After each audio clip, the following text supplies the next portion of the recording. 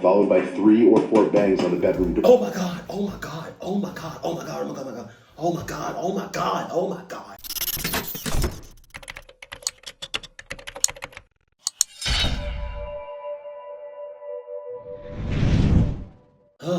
Okay, so just a few things, right? My wife is asleep, so y'all know what that means. I have an itchy throat. I've been coughing and coughing up stuff. So yeah, I've been drinking tea all day. I just made some tea. It's right here. I think that's it.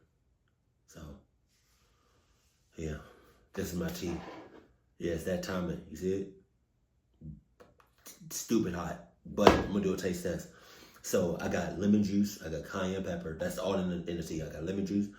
I got cayenne pepper. I got ginger root. That was like I diced it up. I got honey, and I got ginger, like the powder of ginger, or grounded, like I don't know how to say it, like the seasoning of ginger, like I don't know. Yeah. Oh, also my phone is on 35%, and I'm not charging it. So if it dies, oh, I'm doing a taste test of this tea. Oh, Jesus. It's not bad. It's not bad, but gee, I feel it going through my... Okay, let's go. Sup. So. Jesus Christ. Got your snacks, Cuddle Buddy, and Adidas. Come on now. Toby. Clucky. What's up, Patrick? My name is Patrick McCabe. I've always had really messed up teeth growing up. Like, atrociously bad. Due to that... You gotta accept who you are, the way God made you. You know? You gotta accept. If you don't accept the real you, if you don't love the real you, how are you gonna love anybody else? You gotta love yourself first. Because on everything, God could not have made you. It's a miracle that you're here. I just want to, A few other things. I got my wisdom teeth out really late in life. Most people who undergo the process get them out sometime in high school or at the very latest, early into their college years. But I was different. I didn't even sit down for a consultation until after graduating college. The process was incredibly painful and one of the most irritating things I've gone through in my entire life. Right. I'm not going to bore you with all the details about my recovery, but there is something you need to know. For whatever reason, the pain I was experiencing was so bad that I couldn't sleep through the night without taking pain medication. Damn. I developed this system where I would wake myself up every 3 hours to take another pill, cycling between the 2 medications I'd been prescribed. Oh, Jesus. It was awful, but it was the only thing I could do to prevent these massive toothaches that would quite literally have me in tears. God dang, hey, I don't know about y'all, but I do not trust medicine in America. You shouldn't either. I'm just saying, all of this could have been avoided if you just accepted to who you are. You don't love yourself. You gotta love it. What's that Justin Bieber song? Love yourself for the times that you on my parade. Hey. It should go without saying that my sleep schedule was downright awful during that period. My body started getting used to 3-hour cycles of sleep, followed by periods of being awake, and it was difficult to return to normal even after my recovery was over. That was honestly the worst part, the sleep. It was not normal, I'm telling you. I didn't even feel human after a while. It was like I had become something else, constantly waking up and going back to sleep. I'm not gonna lie, like after doing all of that, after being on pills for weeks, after being on medication for weeks, sleeping 3-4 hours, I'm in pain. I'm crying. I'm going back to that doctor's office or wherever I got the wisdom teeth. Like, I'm clucking y'all up. Y'all did this to me. And I'm clucking you up on everything I love. I don't even want to think about it. One night, I'm pretty sure it was during the first week of recovery, I was up at like 4 a.m. to take my meds again. Oh, shit. For whatever reason, I couldn't fall back asleep afterwards. I don't know if it was because of my condition or because the AC had stopped working, but it was really hot in my room, way hotter than usual. I remember tossing and turning for like 10 minutes before deciding I had to do something about the heat. The only thing I could think of was to open my bedroom window, which I did. That helped a little bit, but I still couldn't sleep. So there I was, lying there miserably in bed, praying with every fiber of my being that I just fall asleep. But of course, I didn't. At one point, I started picking up on this strange noise coming from outside my window. Yeah, I'm gonna go ahead and just close these windows, Because what's sleep, really? Do we need that? Do I need that, to be honest with you? Do I need that? I don't think so. So I'm gonna just stay up for the rest of my life.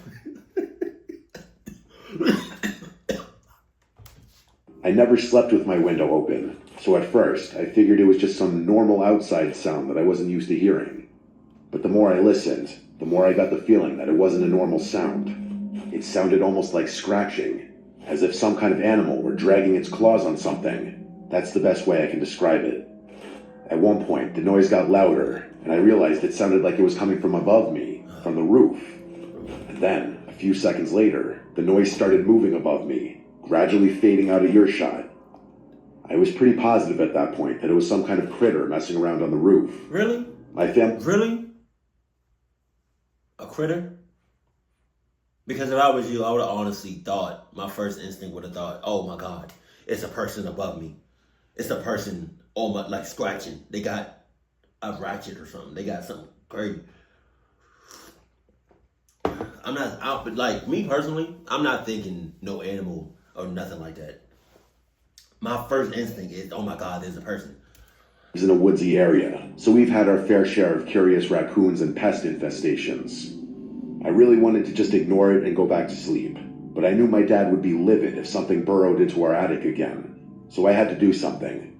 Plus, it wasn't like I was on the brink of falling asleep anyway. I was wide awake. So without much thought, I threw my covers off, jumped out of bed, and started making my way to the garage. From there, I grabbed one of my dad's heavy-duty flashlights and walked back through the house to the back door. My room sits on the first floor near the back of the house where the roof is the lowest, so I figured I'd check over there first. I made it to the spot outside my bedroom window and started sweeping the flashlight beam across the roof. I didn't see anything up there, so I sighed and figured the animal had crawled to a different part of the roof in the time it had taken me to get outside. I started walking around the house, trying my best to illuminate as much of the roof as possible. Wow. All I really needed to do was scare the animal away, which would be pretty easy if I could just find the damn thing. It's crazy that you really think this is the animal. It's not. 100% it's not. If I'm wrong, I give each and every one of y'all $5. You can play some numbers with those. I was standing near the front of the house where the roof is nearly twice as high when I spotted something shift in the corner of my flashlight beam. With one quick flick of my wrist, I shot the flashlight toward the spot I had seen movement and nearly passed out. There, standing on the roof, was a person. Oh, Jesus. Not an animal, not a pack of animals. See what I'm saying? See what I'm saying? Y'all owe me $5. We shook on it. With my $5, I bet. I knew it. But a fully grown human being. There was a naked human being standing on my roof. Oh my God, he's naked. Or she.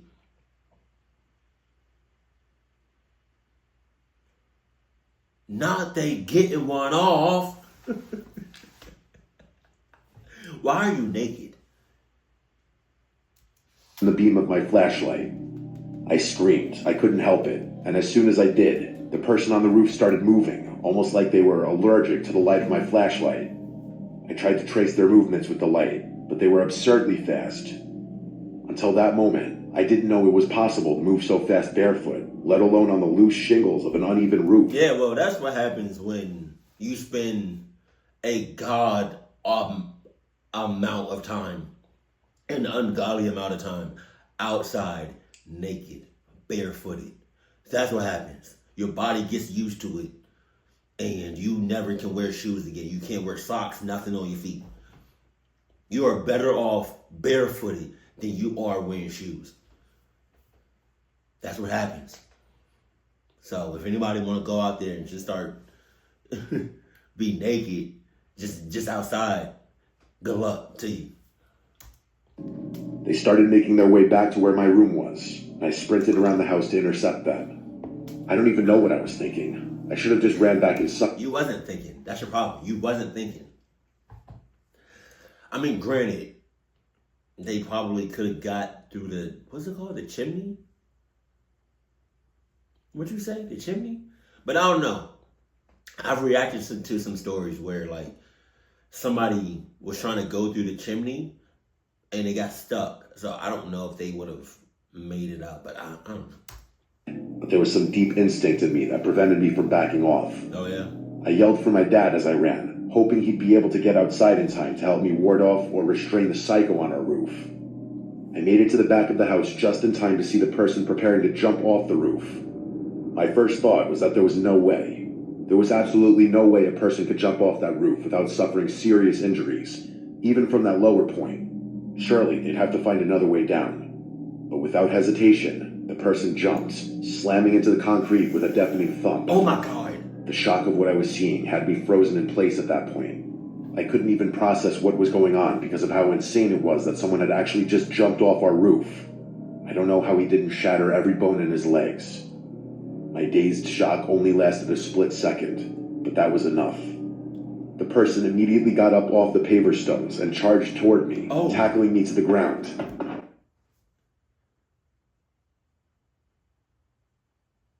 Ew. You're a guy that's naked. You're a guy that's naked. And you're charging it. So that means your banana is just going every which way. It's just it's slapping your leg. Oh my God. And then you tackle me to the ground. So now I feel your dick and balls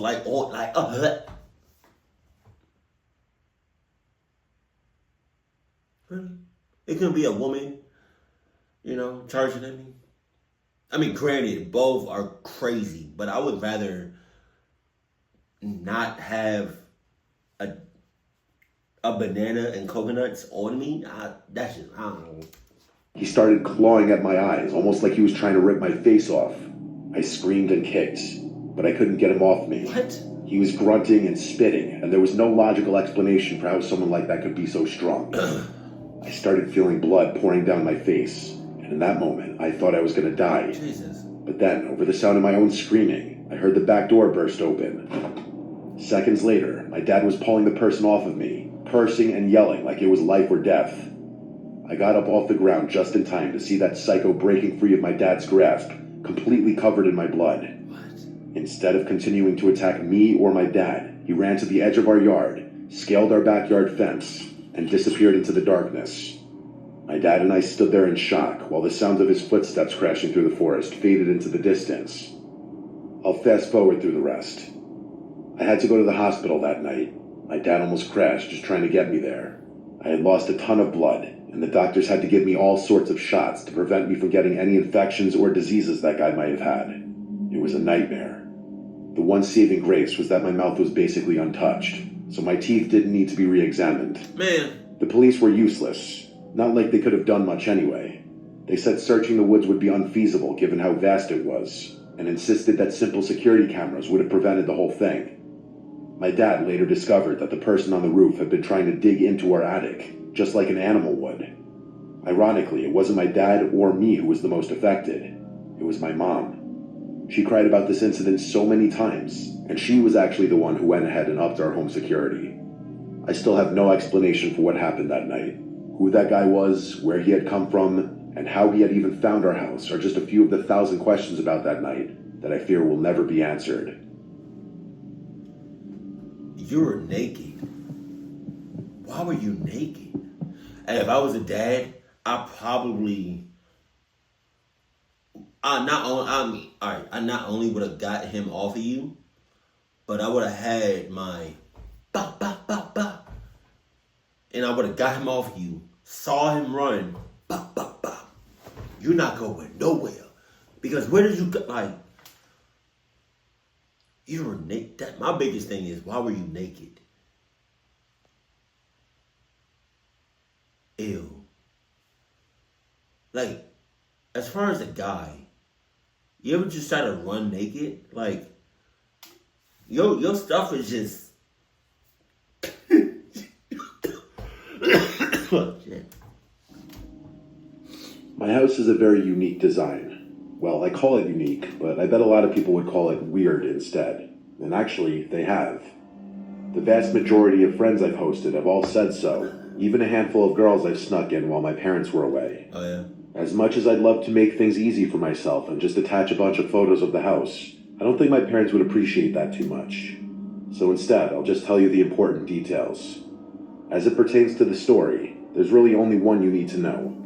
You know how most houses have a porch or a walkway leading up to the front door, and there's usually some sort of covering above the door, maybe called a door canopy? Well, my house basically has a covered hallway that you have to walk through before entering the actual interior. Wow. Imagine your own front door, part of the house on either side, and then push the front door entrance back, into the house, so to speak. It's essentially like walking in between two parts of the house without even being inside. Oh, my This is all to say that my bedroom is on the first floor, right next to the external hallway that leads to the front door. Hey, well, the good thing about your bedroom being on the first floor is that if or when shit hit the fan, you literally can just run out of there. You know, you don't have to worry about no steps. You know, you don't have to worry about yeeting out the second floor. Like, you good.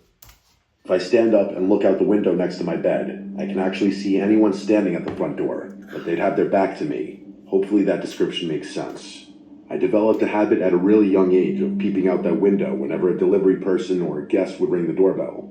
It was like having a little hidden camera that I could use to check who was there before stepping in full view of the door. What I'm about to tell you happened just a few months ago, at the very beginning of the summer.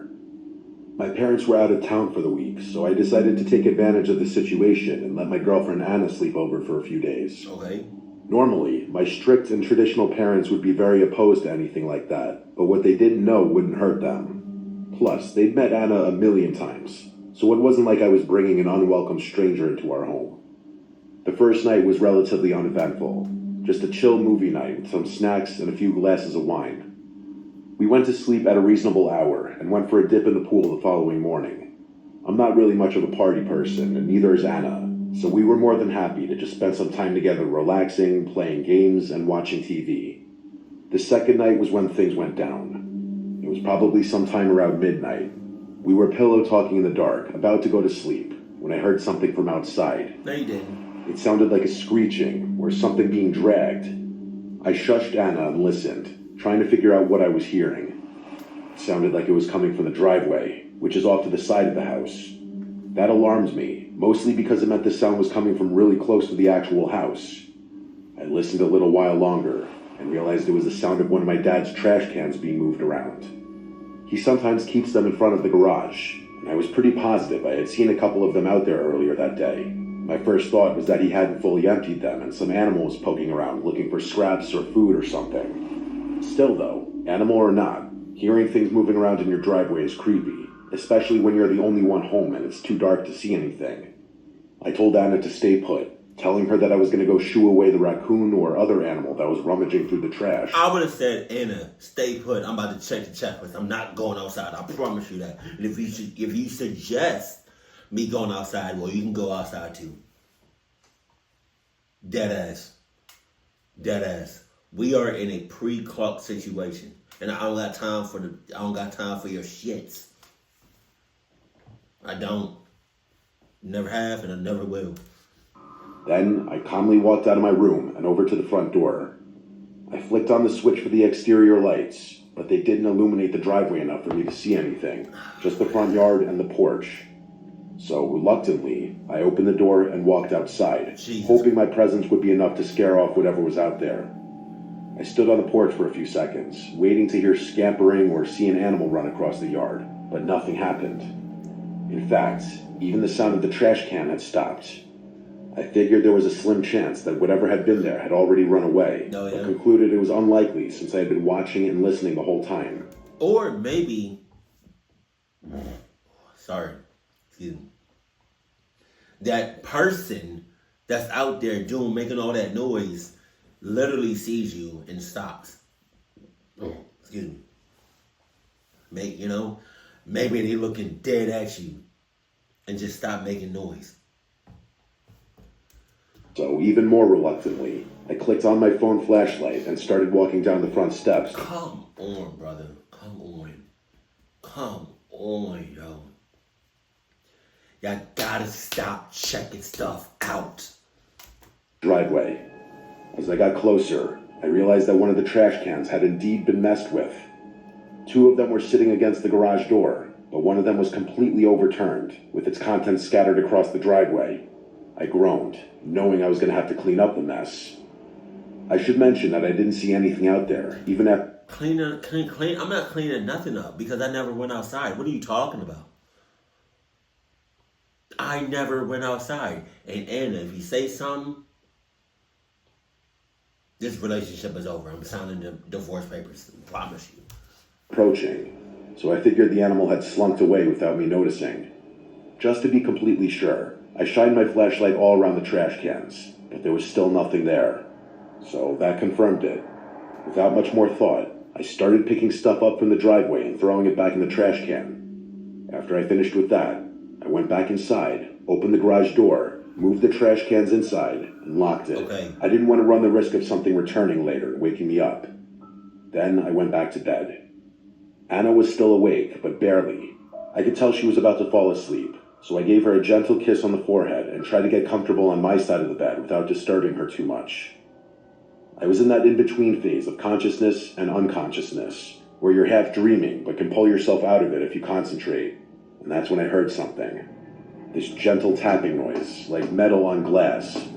I was convinced it was part of the half-dream I was having, but something about it was just the slightest bit too unsettling. So instead of succumbing to exhaustion and drifting off into sleep, I opened my eyes and looked around the room. Sure enough, the tapping sound didn't stop. I froze.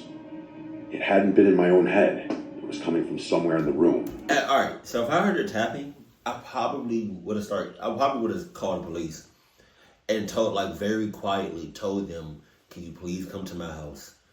I feel like somebody sus is outside my house. They making all kinds of noise. They tapping on my window, But when y'all come, make sure it's either a undercover car or no lights, no sirens. Just come. Pause. I didn't move a muscle. I just listened, trying to pinpoint exactly where it was emanating from, or even what it was. After a few seconds, I realized it wasn't coming from inside the room at all, even though it sounded so clear. That could only mean one thing, though. It was coming from just outside my window. I forced myself out of bed, stood up slowly, and peeked behind the curtain of my bedroom window. In the minimal light from outside, I could see the outline of a person standing at the front door, with their back to me. It was terrifying. I looked for a little while longer, and realized they were lightly tapping on the glass over and over and over again, as if expecting someone to answer the door. But that was insane. It was past midnight, and none of the house lights were on. I tried to make out more details about the person. Yeah, but you also went outside. They probably knew that you were there, watching movies, playing games and all that stuff. I couldn't see anything distinctive without more light. As I was standing there watching them, I noticed them start to turn around. Without thinking, I ducked under the light just in time, and I felt my heart start racing. I must have stayed crouched behind the window for a full minute, terrified that they had seen me. I didn't want to look again, but I had to. With a deep breath, I mustered up the courage to take another look out the window. Slowly, I stood back up, peeled the curtain back, and instantly regretted it. There, just 2 inches from the glass, was a face staring back at me. Ah, God. I yelled and recoiled from the window, yanking the curtain shut again. Even though we were only face to face for a split second, I was able to make out that it was a man with shriveled-looking skin, like someone whose face was melting away. As I fell back onto the bed, still yelling uncontrollably, Anna woke up. I screamed that there was someone outside, then made sure my bedroom door was locked before grabbing my phone and calling the police. The cops showed up. Okay, that's great that made sure your bedroom door was locked. But what about everything else in the house? What about other windows, other doors? I need you to check the checklist. And it seems like you check part of the checklist. No, you need to check 100%. You need to check everything off that checklist and not some of it. Please. A little over 10 minutes later, Anna and I stayed locked in my room the entire time. I really wanted to run to the front door to see where the creep had gone, but Anna was clutching onto my arm and wouldn't let me. When the police finally arrived, I let them inside and told them everything I had seen. They did a quick sweep of the house, and with my help, we confirmed that there was no sign of forced entry, and the entire house was locked up. That put me at ease, but it still didn't explain why that guy was creeping around my house and where he had gone. Eventually, after walking the perimeter with their flashlights and poking around the yard, they told us they didn't find anything unusual. One of them told me to call back should I see that guy again. Then they left. The rest of the week passed without incident. I ended up telling my parents, who, to my surprise, didn't seem overly concerned about it. We don't exactly live in a sketchy neighborhood, so I was surprised that they were being so nonchalant about the whole thing. That's probably because your parents was in cahoots. That's it. That's the only explanation. They in cahoots, and they sus hoots.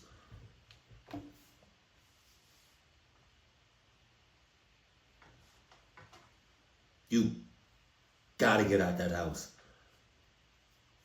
before they cock you up. Just saying. To be fair, though, the reaction made me feel like I was overreacting a little bit. I mean, what had really happened? Some homeless guy had crept around our house? The more I thought about it, the more I realized I was making a big deal out of nothing. But if that were the case, I probably wouldn't be writing this. The reason I'm writing this now is because for the past few nights, I've woken up randomly in the middle of the night to strange noises coming from outside my window. Okay. Not my trash cans moving around like what I had heard before, but different sounds. I told my dad about them, and he's actually planning on installing some security cameras around the perimeter of our house. But still, I can't help but feel like that guy up at my house wasn't a one-off thing. If anything else happens, I'll be sure to send a follow-up. Please. And watch. That follow-up is going to be like, oh, your parents going to be like, oh, that was just Jimmy. He not homeless, But we know, he cool. He cool. What do you mean he cool? I don't know him. Don't do that. I knew it was something about. See, now I got signed to divorce, but y'all not my parents no more. What you're about to hear is an experience that nearly made me lose my mind. Okay. It's still something that I think about quite often, if I'm being honest, but I've been able to recover a bit in the months since it's happened. The whole story is pretty quick, so I'll get right into it. I'm a single guy in my mid-30s. I live alone with no pets in a small one-story house. The house is really modest. 1 bedroom, 1 bathroom, a living room, kitchen, dining room, and a tiny garage. That's it. Life is fantastic.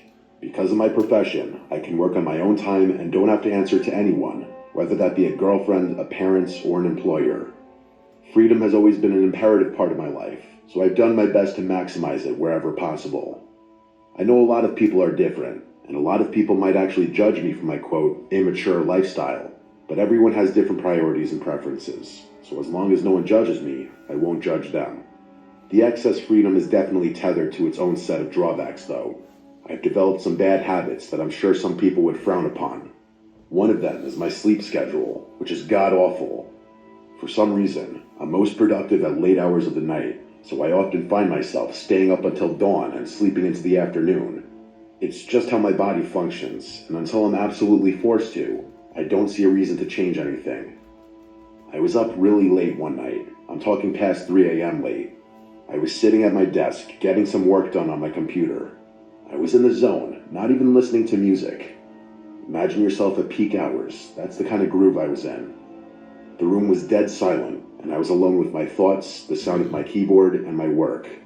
And then, bam, out of nowhere, the silence was interrupted by the sound of footsteps pounding down the hallway towards my bedroom, followed by 3 or 4 bangs on the bedroom door. Oh my God, oh my God, oh my God, oh my God, oh my God, oh my God, oh my God, oh my God, oh my God. I'm probably freaking out more than you are, but like,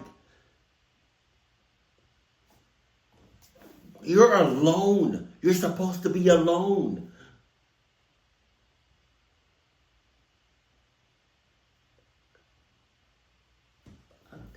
What? I mean, oh God, I'm starting. Yeah, I definitely can't see it, but my eyes are starting to water, and so that happens sometimes when I'm genuinely scared and creeped out.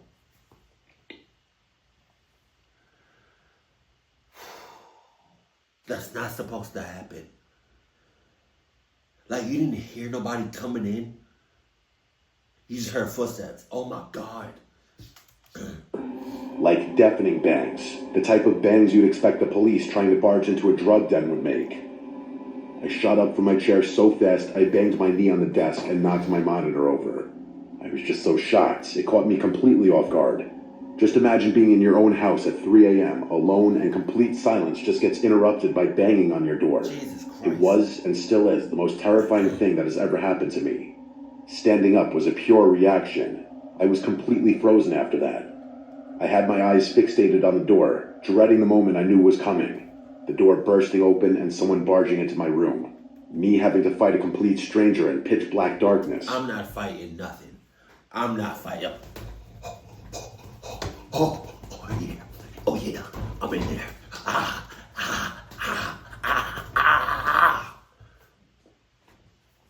I ran so fast I crossed 10 states. Now I'm in Texas. What's up, Houston? But it never came. I didn't hear anything else, not even the sounds of footsteps retreating from the door. It was like I had imagined it, but I was 100% positive I hadn't. I don't know how long I stood there, but I physically could not force myself to move. It was like sleep paralysis, except I hadn't been dreaming. And then, finally, I heard the sounds of footsteps quickly walking back down the hall. Oh my God. So someone had been there. I don't know why, but hearing those footsteps again unlocked my brain. Without thinking, I grabbed an empty beer bottle off my desk, ran to the door, and started chasing after whoever had broken into my home. I didn't even try to be quiet. I screamed at the top of my lungs like a lunatic, hoping that would give me the extra adrenaline I needed. I ran through the entire house, screaming, but I never found anyone. My house isn't that big. There aren't many places someone could hide, but even after checking every room, there was no one there.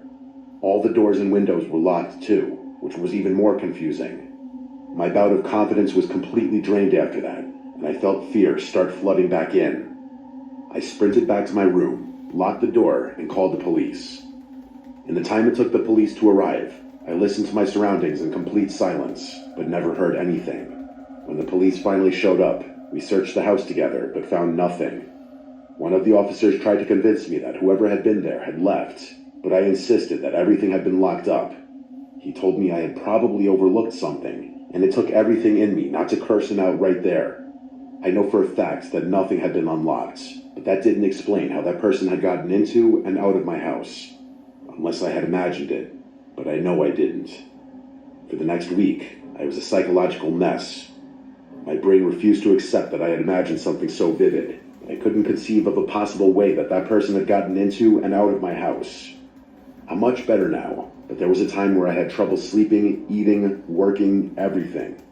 Even now, the only explanation I can think of is that I somehow didn't notice an unlocked window or door in my house. Still though, why anyone would crash through my house just to run away is a complete mystery to me. That sounds like cluckheads. That sounds like cluckies to me. You know, cluckies don't need a reason to do anything clucked up. They don't. Is that it? Okay. For that last story. You definitely, okay. Being up late hours of the night, you know, essentially third shift, You're 100% awake. You're coherent. You're conscious. You're aware of your surroundings. It's dead quiet in your house. You're the only one there. You don't hear no build up. You don't hear a window opening, a door opening, any of that. And the only thing you hear is bangs and footsteps. How do you explain that?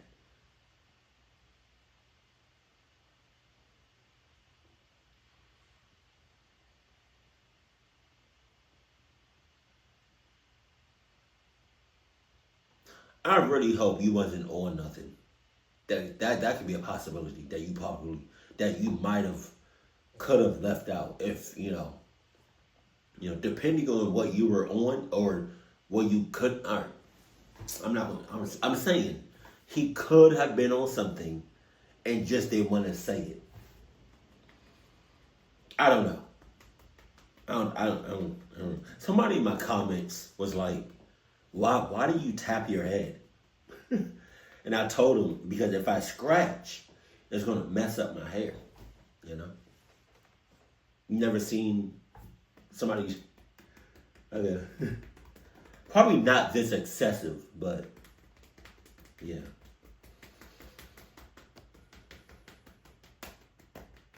Okay, I'm done. Keep it cool, keep it classy, and I love you. Stay happy, my family.